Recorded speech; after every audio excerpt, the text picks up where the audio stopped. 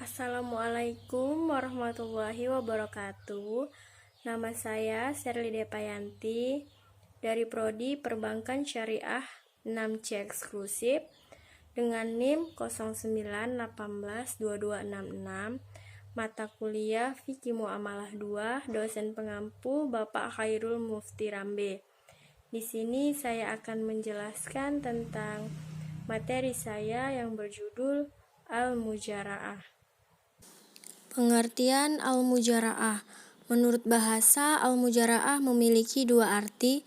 Pertama adalah tat al-jur'ah atau melemparkan tanaman. Maksudnya adalah al-hajar atau modal. Makna yang pertama adalah majas dan makna yang kedua ialah makna hakiki. Al-Mujara'ah menurut bahasa adalah muamalah terhadap tanah dengan atau imbalan, sebagian apa yang dihasilkan darinya.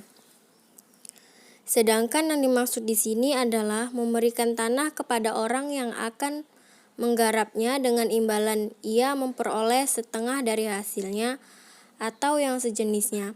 Menurut istilah muzara'ah didefinisikan oleh para ulama seperti yang dikemukakan oleh Abdul Ar-Rahman Al-Jaziri yang dikutip oleh Hendi Suhendi adalah sebagai berikut.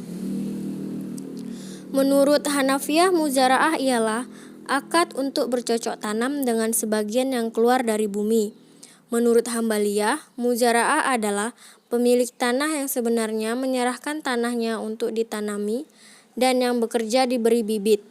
Menurut Al-Syafi'i, berpendapat bahwa muzara'ah adalah seorang pekerja menyewa tanah dengan apa yang dihasilkan dari tanah tersebut.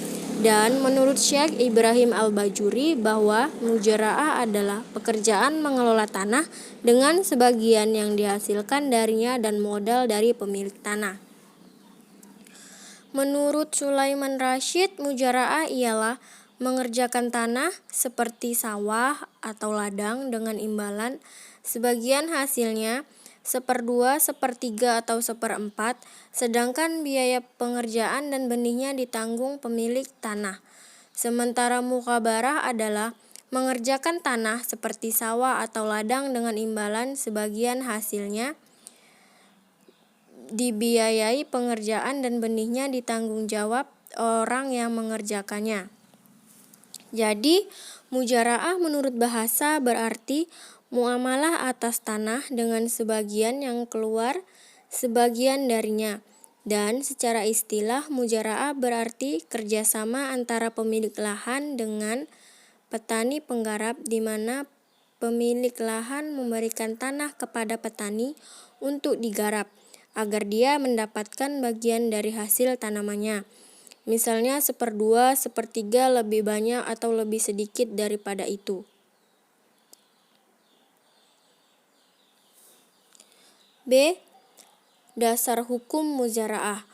Rasulullah SAW bersabda, barang siapa yang mempunyai tanah, hendaklah ia menanaminya atau hendaklah ia menyuruh saudaranya untuk menanamnya. Rukun dan syarat muzara'ah. Menurut Hanafiyah, rukun muzara'ah ialah akad, yaitu ijab dan qabul antara pemilik dan pekerja. Secara rinci rukun-rukunnya yaitu tanah, perbuatan pekerja, modal, dan alat-alat untuk menanamnya. Menurut jamhur ulama ada 4 rukun dalam mujara'ah. 1. Pemilik tanah. 2. Petani penggarap. 3. Objek al-mujara'ah. 4. Ijab dan qabul secara lisan maupun tulisan. Sementara syarat-syaratnya sebagai berikut. 1. Syarat bertalian dengan akidain yaitu harus berakal. 2. Syarat yang berkaitan dengan tanaman yaitu disyaratkan adanya penentuan macam apa saja yang ditanam. 3. Hal yang berkaitan dengan perolehan hasil tanaman yaitu bagian masing-masing harus disebutkan jumlahnya atau persentasinya, hasil adalah milik bersama. Hal yang berhubungan dengan tanah yang akan ditanami seperti lokasi tanah dan batas tanah. 5. Hal yang berkaitan dengan waktu dan syarat-syaratnya. 6. Hal yang berkaitan dengan alat-alat yang digunakan untuk bercocok tanam. Menurut jamhur ulama, yang memperbolehkan akad mujaraah apabila akad telah memenuhi rukun dan syarat. Maka akibat hukumnya adalah 1. Petani bertanggung jawab mengeluarkan biaya benih dan pemeliharaan pertanian tersebut. 2. Biaya pertanian seperti pupuk, biaya perairan, serta biaya pembersihan tanaman ditanggung oleh petani dan pemilik lahan sesuai dengan persentase bagian masing-masing.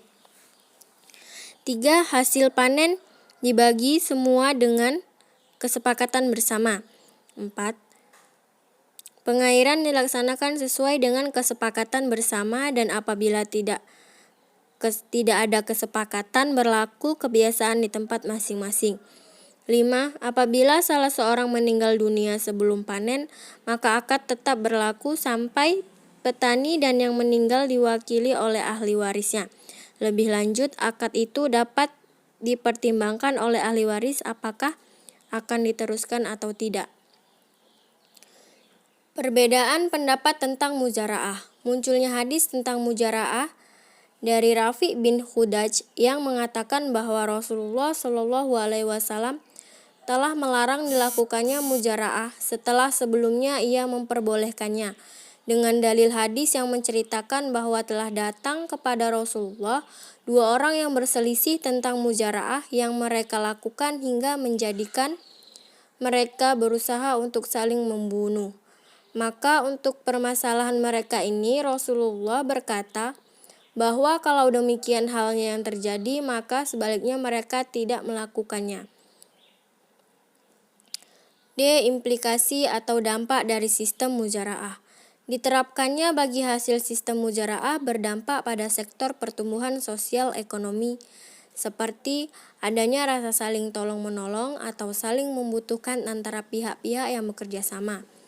Dapat menambah atau meningkatkan penghasilan atau ekonomi petani, penggarap maupun pemilik tanah.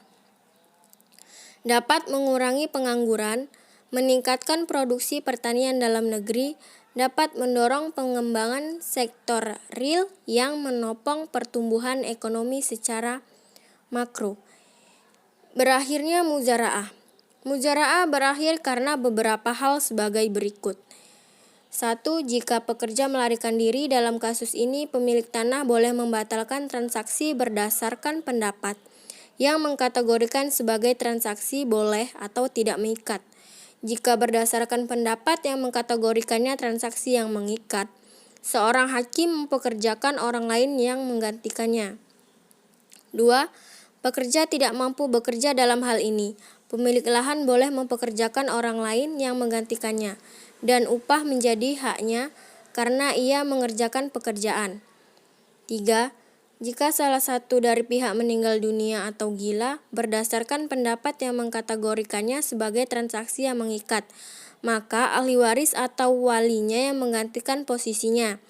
4. Adanya kesepakatan kedua belah pihak untuk mengakhiri dengan kerelaannya. Sekian materi yang saya sampaikan dan saya akhiri dengan Assalamualaikum warahmatullahi wabarakatuh.